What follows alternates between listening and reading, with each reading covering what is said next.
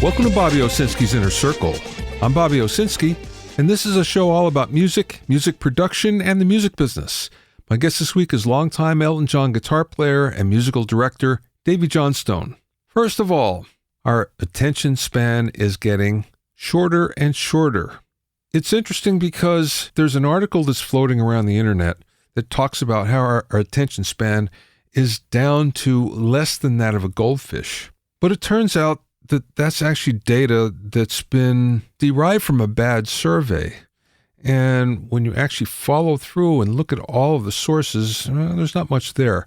That being said, Samsung just did a big study to find out what music is going to be like in 2030. And they did find out that, in fact, our musical attention is down from 12 seconds in the year 2000 down to 8 seconds now. A goldfish is only 9 seconds, just to give you some comparison. As a result, songs are getting shorter and the choruses come quicker. Now, here's some comparisons. In 1977, the Eagles had a hit with Hotel California. It was 6 minutes and 30 seconds long, and the chorus didn't come till 1 minute and 41 seconds into the song. We go up to 1983, Duran Duran, Something I Should Know. 4 minutes and 11 seconds, the chorus comes at 1:21. In 1998, Madonna had Frozen. 6 minutes and 12 seconds, the chorus comes at 54 seconds. We go up to 2013, Imagine Dragons has Demons. 2 minutes and 57 seconds long, the chorus comes at 44 seconds. 2018, Lewis Capaldi's Someone You Loved clocks in at 3:02, and the chorus comes at 25 seconds. And last year's Mood by 24 Golden was only 2 minutes and 20 seconds long, and the chorus came at 10 seconds in. So it turns out that 80% of the songs now are less than 4 minutes average. In 1998, the average is 4 minutes and 30 seconds, and now it's down to 3:03. That being said, short songs are actually no big deal. If you go way back to Buddy Holly and the Beatles and a lot of examples since, you'll find that there's been 2-minute songs and 2-minute 30 songs all over the place. So that's not a big deal. However, what is a big deal is the fact that artists are now doing those short songs for financial reasons rather than artistic reasons. Here's the reason. You don't get paid until 30 seconds into a song. So in other words, it has to stream for 30 seconds or else you don't get paid. Yes, it might count as a stream or a view. Doesn't matter. You don't get paid. But if you can actually have shorter songs and get to the point quicker, chances are you're going to get someone to that 30-second mark. And if the song is short, they may listen to it again and again, and you'll get paid again and again. So having a 6-minute song doesn't do you much good when it comes to what happens to your revenue. Anyway, Samsung's survey is pretty ominous in that they predict all songs are going to be shorter still, and we won't have any ballads on the radio. So we'll see how that shakes out. I'm not too anxious to find out.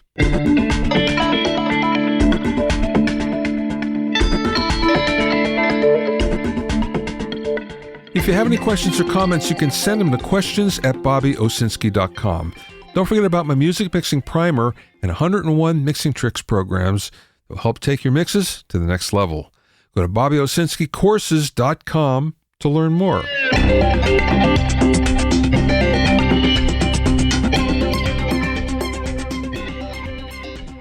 Now, if you listened to the last episode, you heard me talk about the fact that musical instrument and audio companies are getting rolled up. So the smaller companies that have been around for a long time, now the owners want to retire, so they're selling off to bigger companies. One company where that won't happen is Taylor Guitars, because now it's 100% owned by its employees.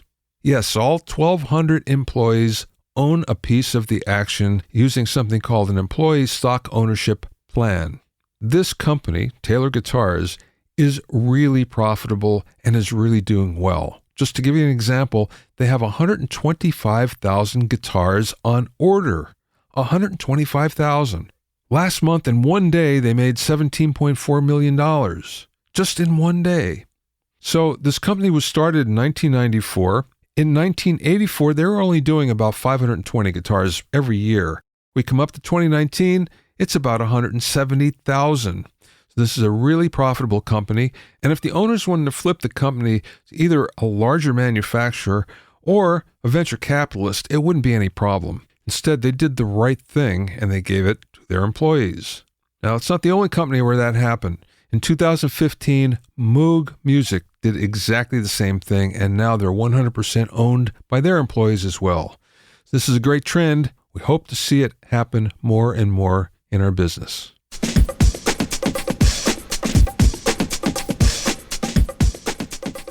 My guest this week is Davey Johnstone, who's played guitar and been the musical director for the Elton John Band since 1972. During that time, Davey has played on all of Elton's albums and tours. He recently celebrated his 3,000th show with Elton in 2019. Davey's also played and recorded with a wide range of artists, including Rod Stewart, Stevie Nicks, Loaf and Alice Cooper, among many others. During our interview, we talked about the making of Elton's early albums, what it's like to play the hits 3,000 times, how his gear has changed through the years, making a pilgrimage to Muscle Shoals, and much more. I spoke with Davey via Zoom from his home in Los Angeles.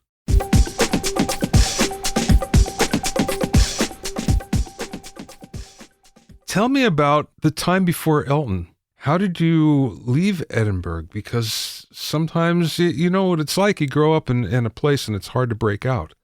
Well, I think I was just always hell-bent to leave because much as I love it and I adore Scotland, and Edinburgh is a great place to grow up. And what happened was I was just so pulled by the whole call of music and what it would entail to pursue it, you know, in a fashion that I thought I could probably do it.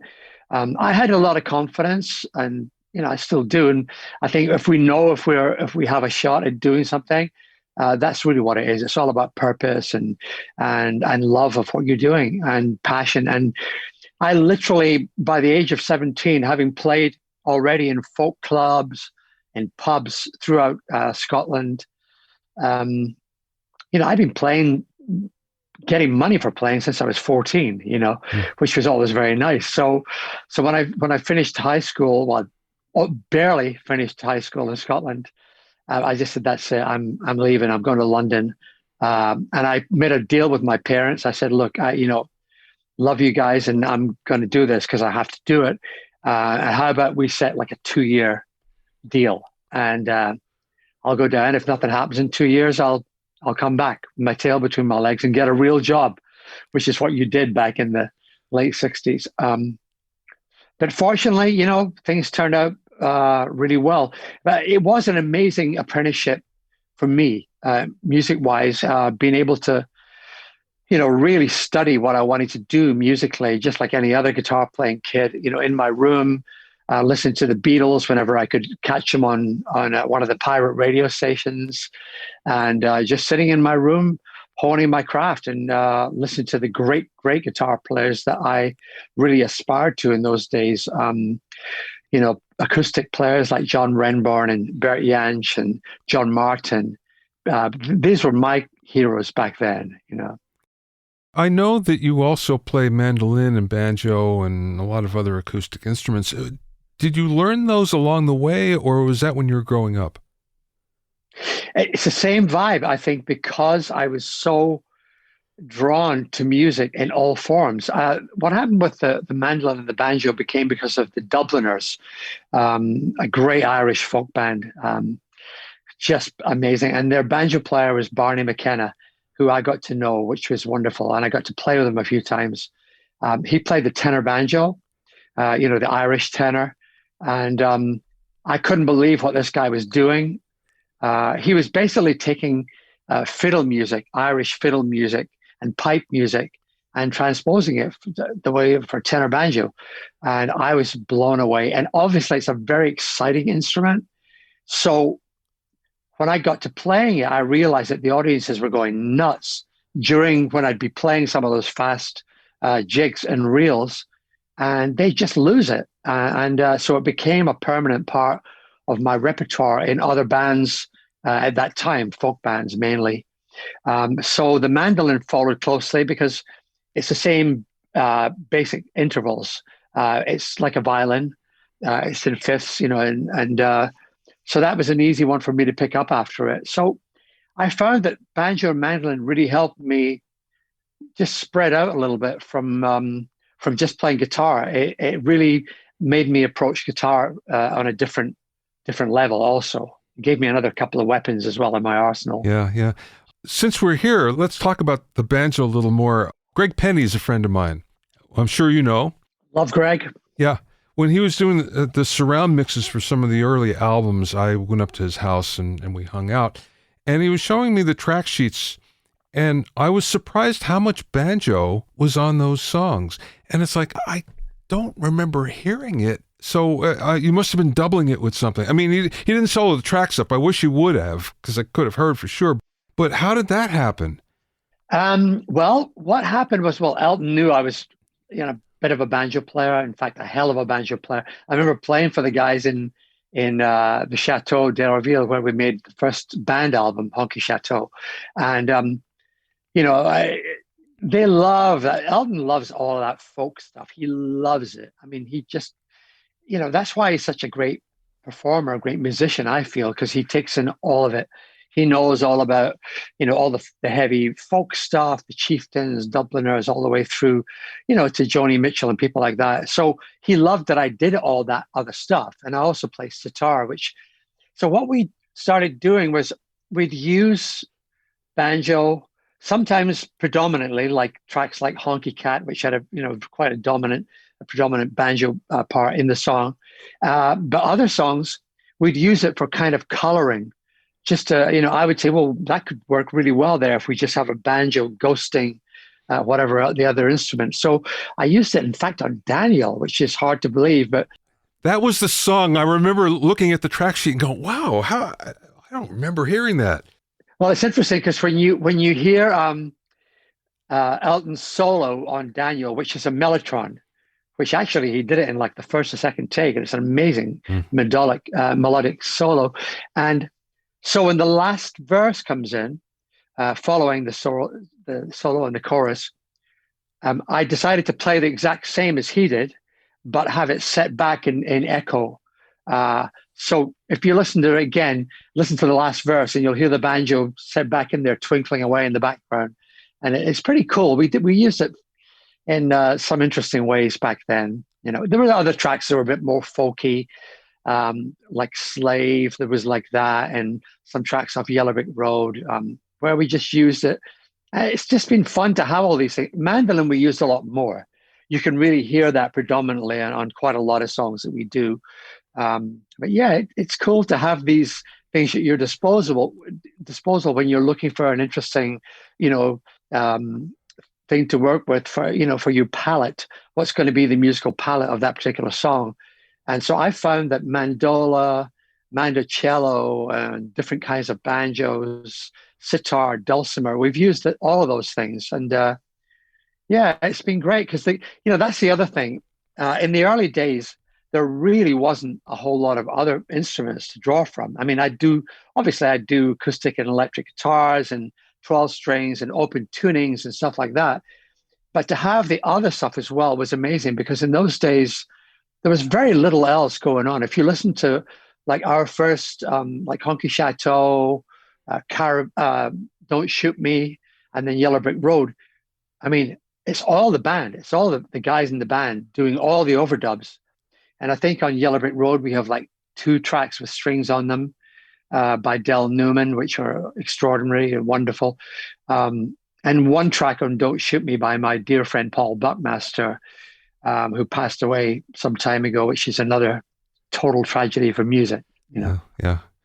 Speaking of Honky Chateau, Ken Scott, another mutual friend, I co-wrote his autobiography. Wow. There's a couple of chapters just on the Elton Band and recording. One of the things that just stuck out to me always, and before we even got to this, was the vocals were always so good. The background vocals were always so good. And he said, well, yeah, Elton got bored and he would just go away, and then it would be the 3 guys in the band that would stay all night and do all the background vocals, which I thought, wow, that's very cool. Oh yeah, absolutely. We were always glad to get rid of him actually, because he literally would get so fucking bored, and he'd be sitting on the couch in any studio, and as soon as the background, okay, we're going to do background vocals, it'd be like, oh, you could hear the groans, Yeah.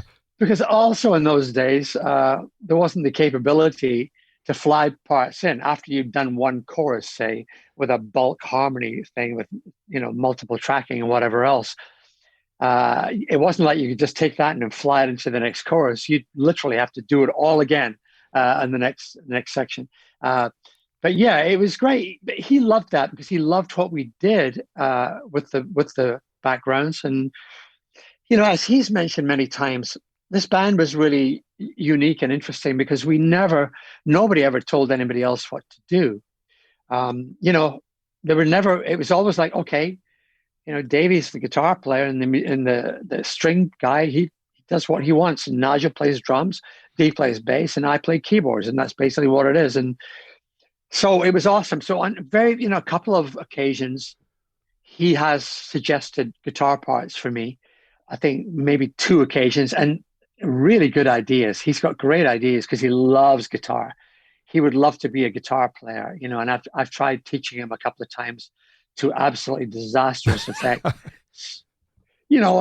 Some people just don't play guitar, and that's what it is. And he's sure a hell of a piano player. Yeah. And just the best around, as far as I'm concerned, still is. He's still the greatest in my mind. I mean, he's as good as anybody when he's rocking and when he's doing his thing. And he takes it very, very, he's very conscientious, but he doesn't take that too seriously. He doesn't ever say, well, I'm Elton John, the amazing piano player. He never, that never comes into a conversation. He's just so cool about it and so modest about it. But I am always blown away by this guy's musicianship. He's just an absolute monster. Yeah. You guys get on obviously very well. How did you get with the band? How did you get with Elton? That actually happened via Gus Dudgeon, again, another guy who's passed on with his dear wife, Sheila. Gus was just a remarkable human being, apart from a brilliant producer.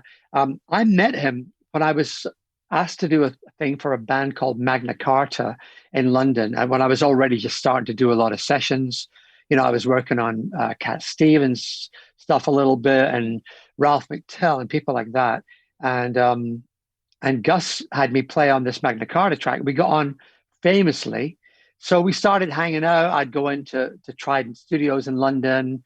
I'd be the typical young folky, like total fucking hippie, the Afghan coat and the long hair and the whole stuff.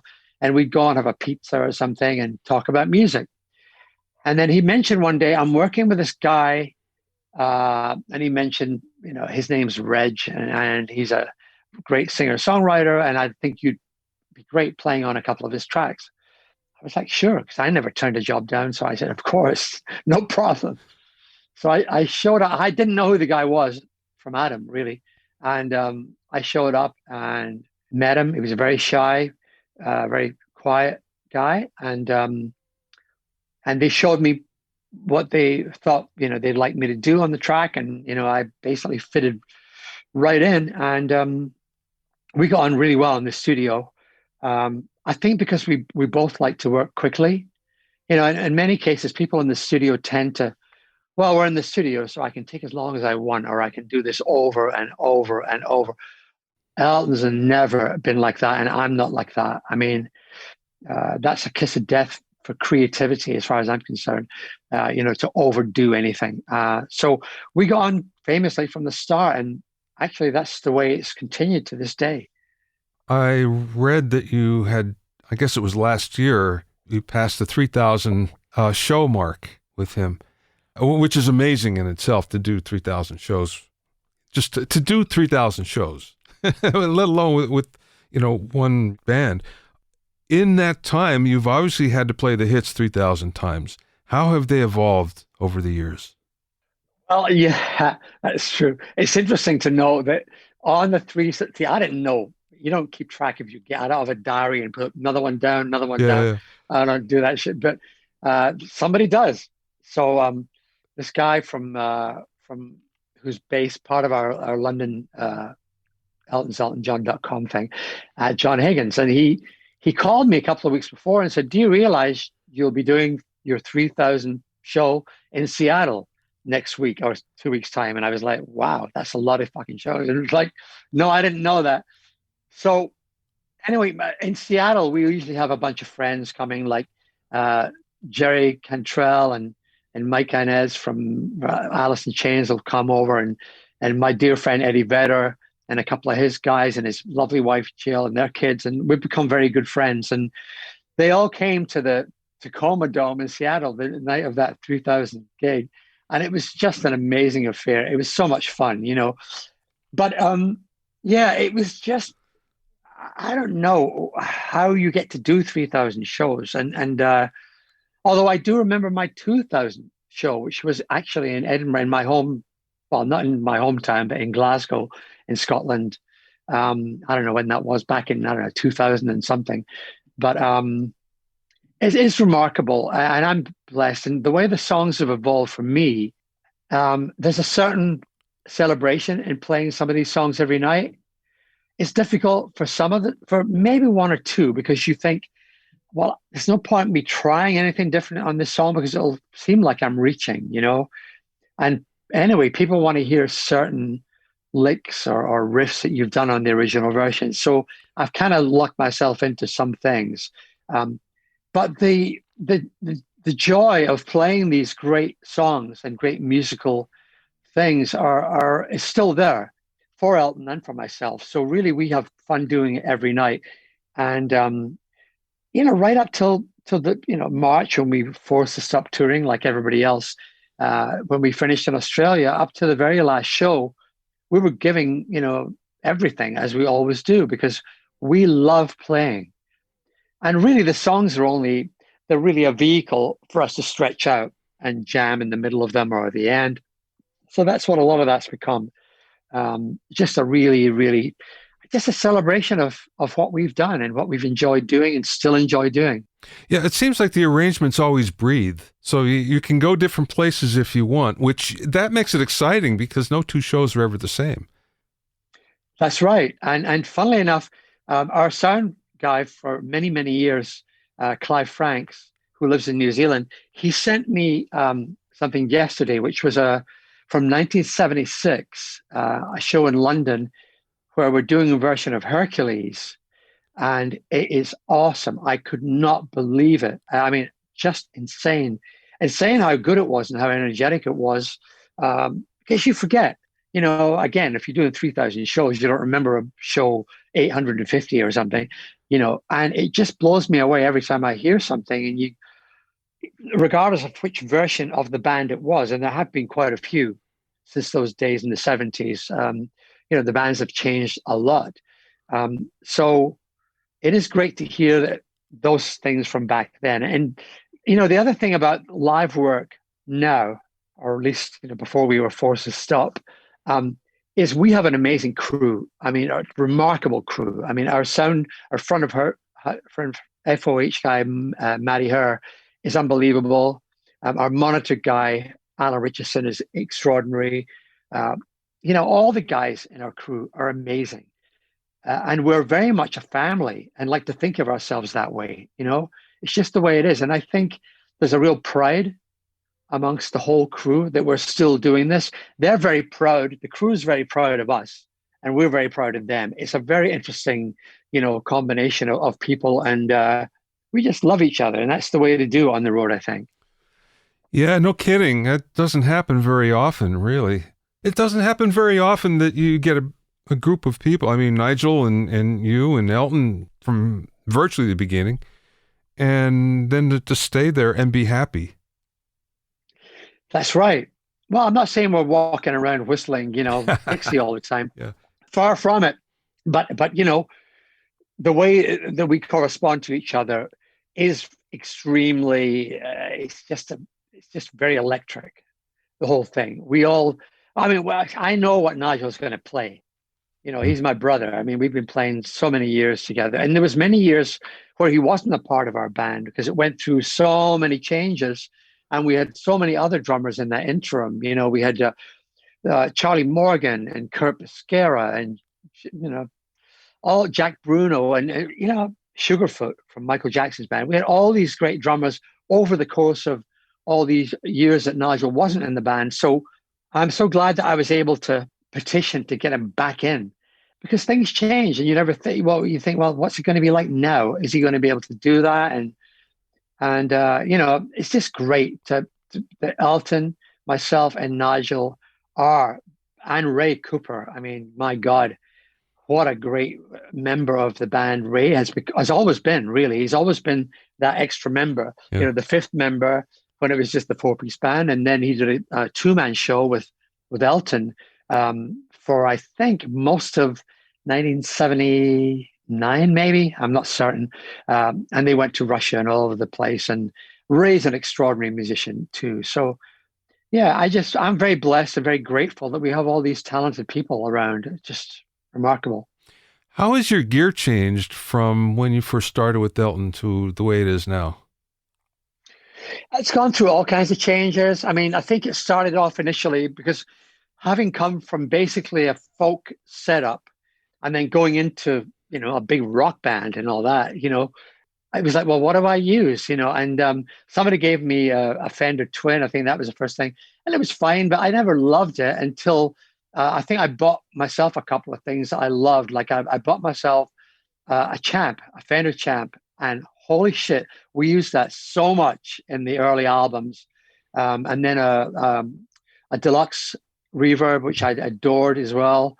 And a Vox AC30. Those were the mainstays of the, shall we say, the early 70s, along with an amp I had made by Ted Wallace, an amp maker in London, and that was great. And I use a Marshall. I'd use a Marshall, not very often because it wasn't really fitting in with our sound. I mean, our thing, it's not like I'm a guitar player who's going to go to the front of the stage, for half of the set and blow solos.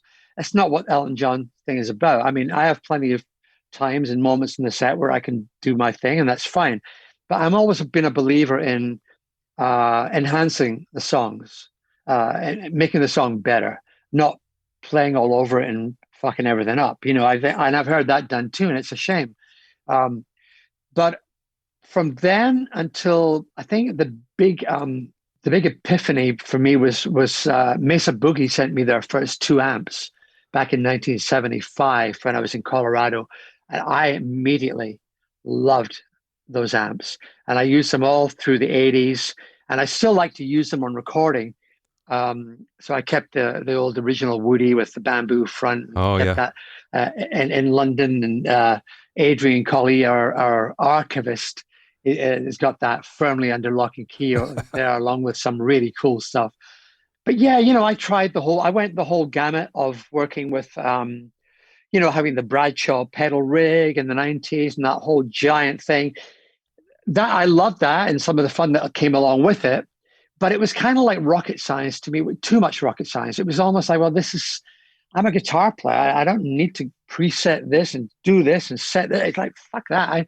If I can't get enough through my guitar that I'm using and the amp that I'm using and a few stomp boxes, then I don't know. It all becomes a little too much for me when it's like that, when you're reliant so much on your gear. So I've gone very much back, with the help of my tech, Rick Salazar. I've gone right back to using basically two Hughes and Kettner pure tone amps, and a few great pedals I love. Again, Hughes and Kettner make a wonderful Rotosphere, which is a Leslie sound alike, wonderful pedal, and they do a great tube cruncher as well, which is insane. I use a volume pedal, maybe a DDL, and a bit of chords, but again, too much effects coming from the stage, I think, screws with your front of house guy. You've got to have faith in the guy who's doing the sound out there, like you have in the studio, because any engineer, from Ken Scott, as you mentioned, who's a wonderful engineer, a classic, all the way to the cats today, they like a kind of a flat sound so they can mess with it later. And I think that's important, It's an interesting story. I used Ken for a tracking session that I was producing. And this is a few years ago. And we did something with the drum setup. and he did his whole thing with drums. And then we decided we're going to, in the middle of the song, have a whole separate kit. It sounds crazy, but it seemed to work there. And Ken didn't change his mics. He didn't change anything. And I said to him, don't you want to test this? He said, no, it's going to work. And sure enough, it did. And I realized then that he was EQing the mics, not the instruments. So he'd always get the same thing, I was like, wow, what an approach. It's very cool. Oh, yeah. It was very, very hip. And it's very, very English, I think, way of working. He's obviously from the school of, those guys, Jeff Emmerich and the Beatles guys who were coming up and doing such, unbelievably cool things. And, with Ken, it seemed to be everything in where you place the mics as well. Yeah. And then, as you say, how you EQ what's going to be hitting them. He astounded me on many occasions with things like the overdub piano thing and just speeding very slightly, because we'd never heard anything like that. And when we heard that effect, it was like, holy shit, this is something so new and so, just unbelievable. That was astounding to me. And the way Ken working with Bowie pretty much at the same time as he was working with us. He'd come off an album with David, and he'd be in the studio with us. In fact, on many occasions, we'd be mixing an album or a track at Trident with Ken and Gus, and I'd be in there helping out. And David would pop his head in and go, "Are you guys ready yet? Can I get in there and do my track?" Because Ken worked with him also, So it was very much that time, so much fun, because people were coming in with so many new ideas that were just to change the whole course of recording. Music has changed so much in the time that you've been doing it. Was there ever a point in your career when you thought, I wonder what's going to happen here? This is not, all of a sudden everything is slowed down a lot. It's happened many times. Yeah, the first time it really hit me was in 1980, 79, 80, when the first time somebody brought a drum machine into the studio. And, I'd heard earlier, and like around about 84, we in fact use whatever the latest model of the Lindrum was, we used on Too Low for Zero and Breaking Hearts albums with Elton. And those albums when the original band came back together. And we enjoyed using it. It was great fun because basically there was a lot more, it was a lot simpler. There were a lot of presets and bang, hit that one and get your speed and that's it. But then when the whole drum machine, the DMX thing came in and all the rest of it, and I'm going like, this is not cool. Because suddenly we've got, the tempos are all rigid and nobody's playing for fun and, using their creativity anymore. And for sure, I know the technology got better and better and it's extraordinary today, and that's fine. What's happening with all the stuff in Pro Tools and Logic over the last 20 years is totally remarkable, and what you can do now. But yeah, that time in around about 80, I was getting this horrible feeling.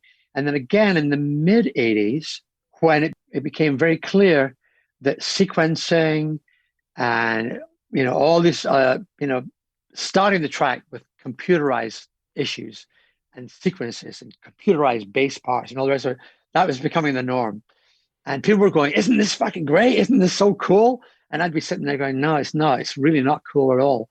And sure, there's some great sounding records from back there, and that's fine. But I'm glad to say that wasn't really a lasting thing for people that like to play parts, Yeah. So, obviously you're still going to hear that shit in some records, and that's fine. And it's a cool sound, and people will go, "Wow, what's that? I never heard that before." But I think, like everything else, I really feel that effects like those should be used as sparingly as the song dictates. Not using something to just write a song, write a rap around it. I just think I'm just maybe a purist in that way. I like things a bit more organic. Yeah, I know.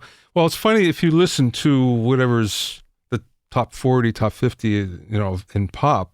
Everything is so rigid because, you have basically beat makers that are at home that are doing it and throwing vocals on top for the most part. And there's very little playing. And you can tell that these people haven't really played in clubs and paid their dues or went through any of that, where you kind of learn your chops and learn how to deal with an audience. And Absolutely. Yeah, it's interesting because my son Charlie, who's 22, he's just finishing off at USC, the Thornton School, on a music production program, and he originally got in there initially for his piano playing. He's a wonderful jazz piano player, um, but he's a beat maker. You know, he sits at home doing that and doing his stuff.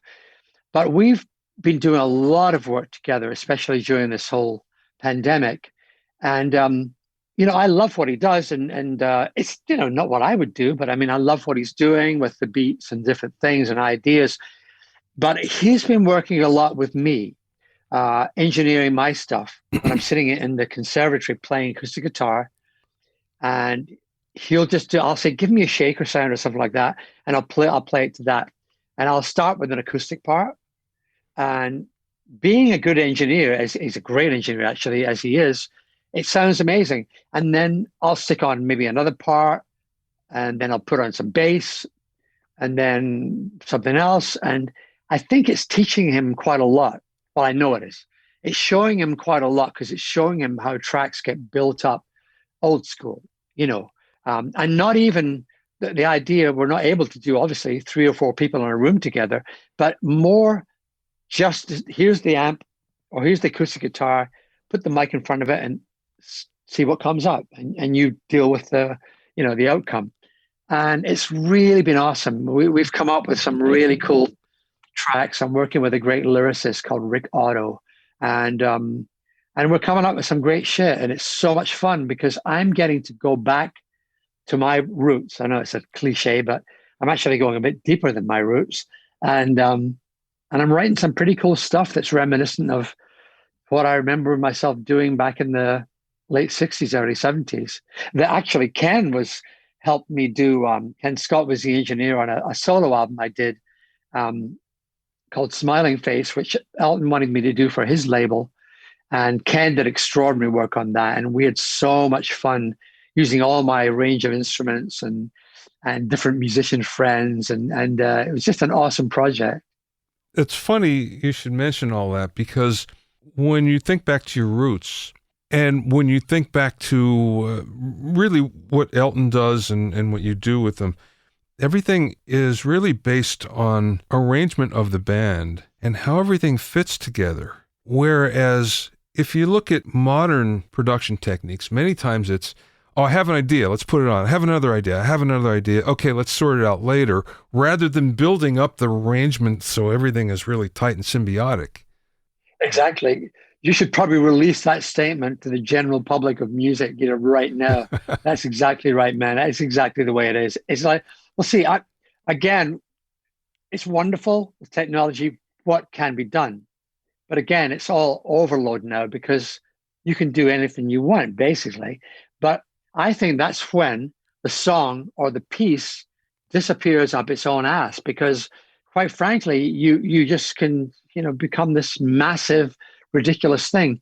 When you only had 16 tracks or 24 tracks, or in most of the Beatles albums, 8-track, some of them 4-track, when you are limited in that way, you have to make choices on the spot. You have to decide, well, do I want this effect, this echo, for example? Do I want this? Because I'm going to have to print it now and use it if that's what we're going to do. And that's what we do. We'd make a decision and move on, Whereas now it's just, you can do, as I say, you can do everything. And it's too much information. And I think that's why it's all becoming a little bit sanitized. I'm not saying all music's like that, absolutely not. But I find that most of the music that I tend to gravitate towards is stuff that's a bit more organic and maybe played really well. Some of the bluegrass stuff and some of the stuff that comes out of Nashville and different places like that is just so well played. And so, because in my mind, the players in that genre are so outstanding at their instruments. They're just ridiculously good, and their whole sensibilities are geared towards the song or the piece they're working with. In the old bluegrass days, it was one mic, in the middle of the room, Yeah. and the guy with the guitar and the singer would be up front, and then he'd move back when the mandolin player would move in and play a solo, and he'd move back, the banjo player would come in, and the bass player, and so on. Well, I mean, that's the cool thing about music, and I think that's the thing that we've lost, as you said, about performance, about paying your dues, and about finding out how you do that in public, because most of the younger musicians don't really have a clue what that is right now. Yeah. Speaking of one mic, are you familiar with the One Mic YouTube channel? Oh, yeah. John Cunnabirdie has One Mic YouTube channel where he records, everything with one mic and just places everybody. He has great players, obviously, but it's fascinating how great everything can sound. If you haven't seen that. I haven't. I'll have to check that out. And as a matter of fact, he also goes to he went to Sun Sound and did it in the original Sun studio. He went to some places like that, some famous studios that are known for, their acoustics and everything. And one mic. It's terrific. Yeah. It's terrific. Anyways, that's something to check out. It's awesome. Like Muscle Shoals, maybe. Yes. Muscle Shoals, maybe down there. I made a pilgrimage down there, in fact. And back in the 70s, it was just amazing, just beautiful. Oh, you were there during the good time then with the Swampers and all. Yeah, it was amazing because the session guys from we just showed up down there. We decided, I think we were somewhere in Alabama anyway, and we decided to do a day trip to Muscle Shoals because we'd obviously heard all about it and who recorded there and different people. So my girlfriend at the time was Kiki D. And so myself and Kiki and our bass player, Dee Murray, who passed in 93, which is so, so sad. One of the great bass players of all time. But we all jumped in a rent-a-car and went down there for the day. And we could not believe it. It was so funky and so fun. And there was nobody really there at the time. But Barry Beckett came in, and he in turn made a call to Roger Hawkins. You should get down here. Some of Elton's guys are here, and then David Hood and all these musicians started coming in just to hang out with us, Yeah. And so we laid down just a thing that we literally I came up with a riff and we started playing it, and somebody, I think Kiki had a version of it, and she sent me it, and do you remember this, and of course I did, and just awesome. I love that thing about, okay, here we are, here's a riff, bang, let's just do it and record it. And in fact, there's some good friends of mine who are working that way right now. You may have heard of Julian Bonetta, who's a wonderful record producer. He's been doing all kinds of great stuff. And his father, Peter, is a dear friend of mine. Peter did a couple of big records back in the 90s. He did Smokey Robinson's One Heartbeat. He did an album with Judy Collins. Actually, I helped him out on.